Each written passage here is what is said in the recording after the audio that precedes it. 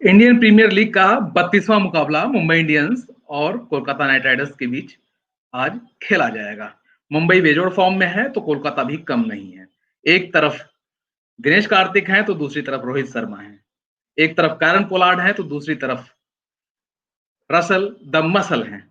कौन आज कितना किसके ऊपर भारी पड़ेगा और किसकी क्या प्लेइंग 11 होगी, इन्हीं सब मुद्दों पर चर्चा करने के लिए आज हमारे साथ हैं नोवा टाइम्स के खेल संपादक संजीव कुमार जी। सबसे पहले तो हम उनका स्वागत करते हैं। सर, स्वागत है आपका। नमस्कार सर, आज बड़ा मुकाबला है। एक तरफ कैरन पोलार्ड है, दूसरी तरफ रसल द मसल हैं। और हिटमैन का क्या कहना, क्या लगता है क्या रहेगा रोमांच आज का? देखिए, जो पुराने आंकड़े हैं उन पर जी बहुत ज्यादा मैं भरोसा नहीं करता, क्योंकि खेल है जी जी और हर बार नई टीम आती है और नए प्लेयर्स होते हैं, नया एक स्ट्रेटेजी बनती है और नई सोच होती है। तो जी लेकिन लेकिन कहीं ना कहीं back of the mind players के तो रहता ही है, जी और जो देखने वाले हैं उनके दिमाग में भी रहता है। आपको हैरानी होगी जानकर कि अब तक इन दोनों ही टीमों के बीच जितने मुकाबले हुए हैं, मुंबई इंडियंस के फेवर में 20-6 का स्कोर है। 20-6 एक बड़ा मार्जिन है।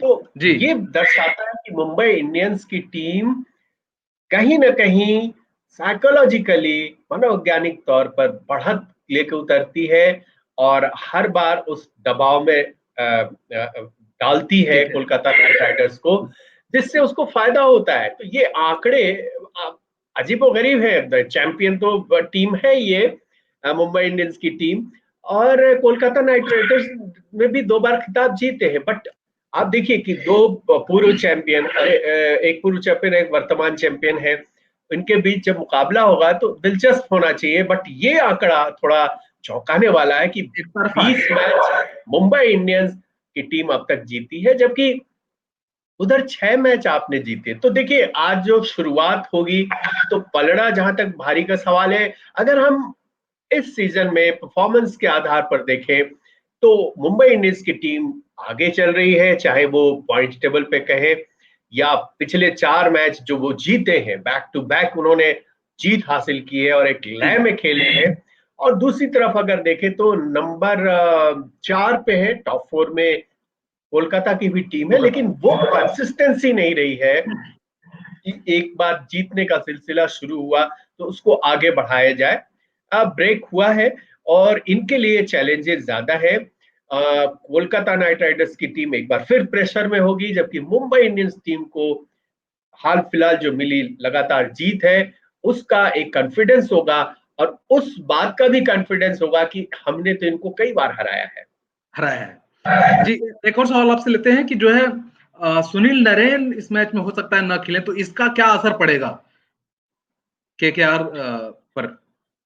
देखिए, जी वो एक कमाल के बॉलर हैं, मिस्ट्री स्पिनर हम उनको कहते रहे हैं, मैच जी विनर स्पिनर हैं, और बैट से भले इस बार नहीं चले हैं, बट वो अगर शुरू में 10, 12, 15 गेंदों पे 30, 35 रन बनाने में सक्षम है, अगर ऐसा करते हैं तो टीम को एडवांटेज तो होता ही है। वो बोनस पॉइंट अब वो रहता है टीम का। जी पिछले मैच में वो नहीं खेले थे, और उनकी जगह अगर आप दूसरे खिलाड़ी को उतारते हैं तो उसके लिए भी एक मौका तो जरूर होगा।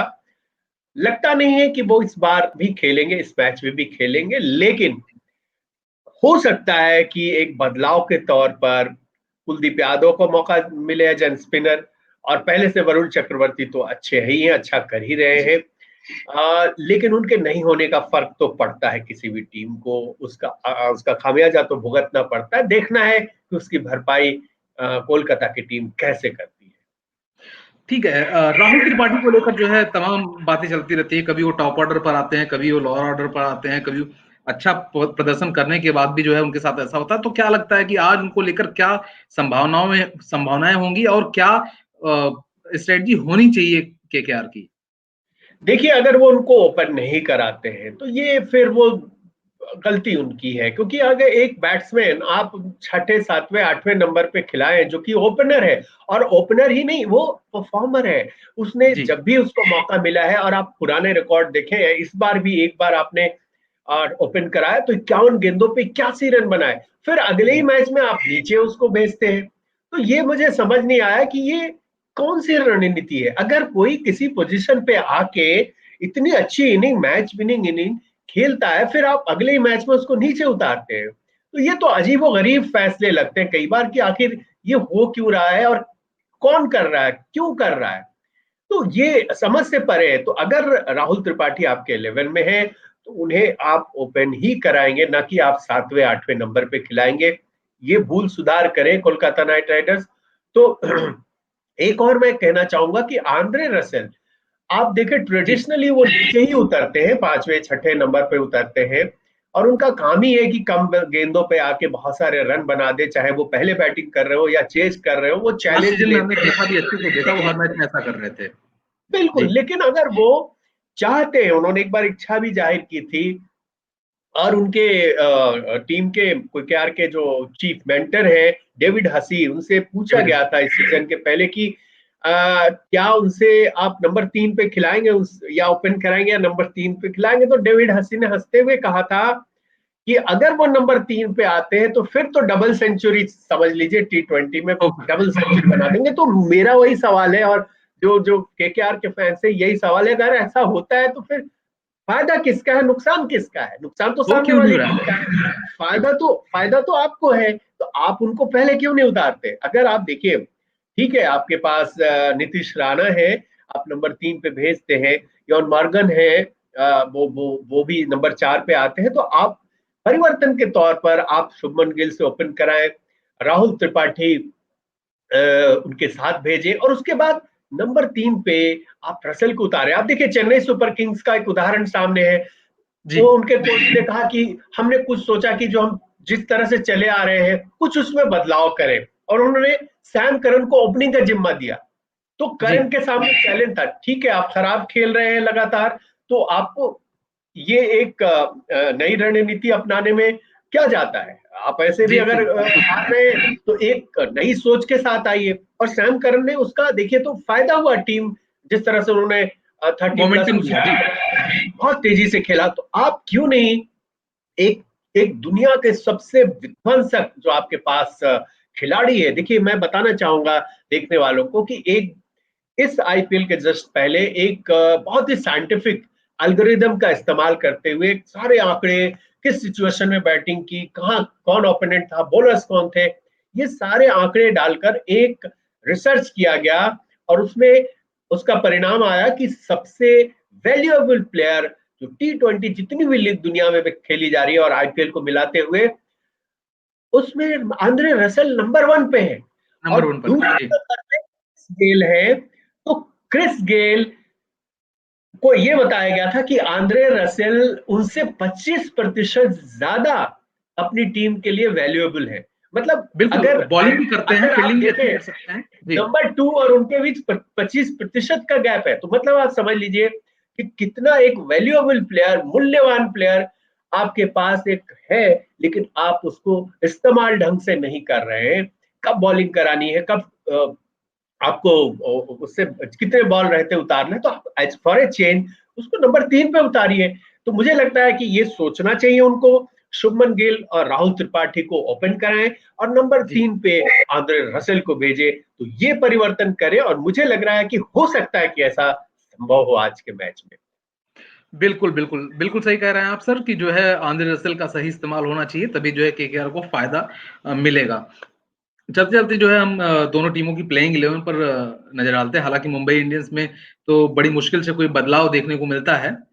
केकेआर पर जो है फ़ोकस करिए सर, क्या उसमें संभव है? देखिए देखिए मुंबई इंडियंस इकलौती टीम है जिसने बहुत ज्यादा परिवर्तन नहीं किए हैं। शायद जो मैं एक आंकड़ा देख रहा था, 13 या 14 खिलाड़ियों को उन्होंने आजमाया, मतलब 11 तो है ही है, मतलब आपने 2-3 नए खिलाड़ी को इंक्लूड किया है।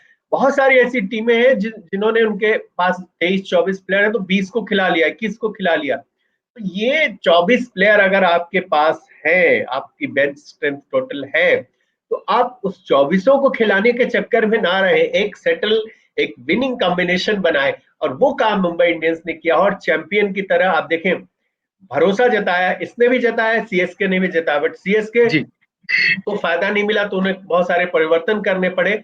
मुंबई इंडियंस ने उसी टीम को लगभग खिलाया, जैसे क्विंटन डिकॉक को देखिए शुरू में बहुत ज्यादा नहीं चल रहे थे, लेकिन उन पर भरोसा जताया, कंटिन्यू किया और अब वो अच्छा खेलने लगे हैं। अच्छा खेल तो रहे हैं। उसी तरह उनकी तरफ तो मुझे नहीं लगता है Rohit Sharma, Quinton de Kock open करेंगे। सूर्य कुमार यादव कमाल की फॉर्म में है, उनको ईशान किशन को, हार्दिक पांड्या होंगे, किरण पोलार्ड होंगे, कुणाल पांड्या होंगे, ट्रेंट बोल्ट होंगे, जेम्स पैटिंसन, राहुल चाहर और जसप्रीत बुमराह, यही 11 मैं देख रहा हूँ। दूसरी तरफ अगर जी देखें तो शुभमन गिल, राहुल त्रिपाठी, नीतीश राणा, यॉन मॉर्गन, दिनेश कार्तिक और आंद्रे रसेल, इतना तो सेटल है। मुझे नहीं लगता, अगर कोई इंजरी नहीं होगी तो यही खेलेंगे। जी इसके बाद पैट कमिंस बहुत महंगे साबित हो रहे हैं। 15.5 करोड़ का ये खिलाड़ी 2 विकेट लेता है तो उसका 1 विकेट तो 7.5 पौने 8 करोड़ रुपए का पड़ रहा है आपको, बहुत महंगा जी पड़ रहा है।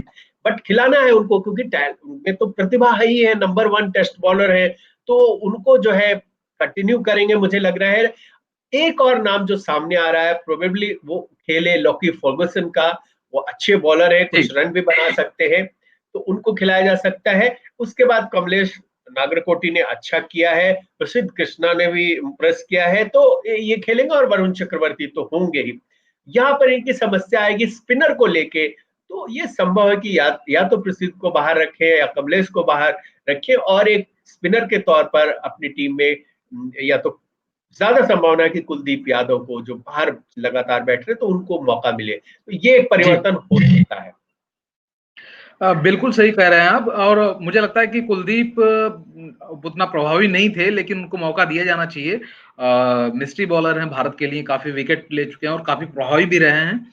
उनकी और यूजी की जो जोड़ी है वो काफी कमाल की रही है, तो उनको मौका मिलना चाहिए।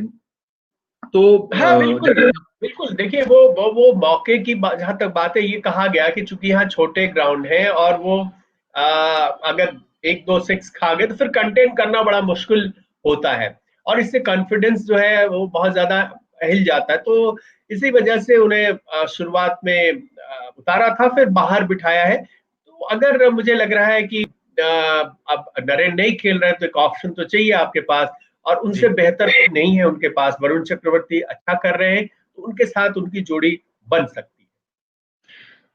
बिल्कुल सर, सही कहा आपने। और देखते हैं कि आज जो है हिटमैन का बल्ला चलता है या दिनेश कार्तिक का लक, रसल का मसल दिखता है या कायरन पोलार्ड के छक्के या चौके। देखते हैं क्या होता है आज के मैच में। हम अपनी चर्चा यही समाप्त करेंगे आज। आप देखते रहिए नवभारत टाइम्स ऑनलाइन। धन्यवाद।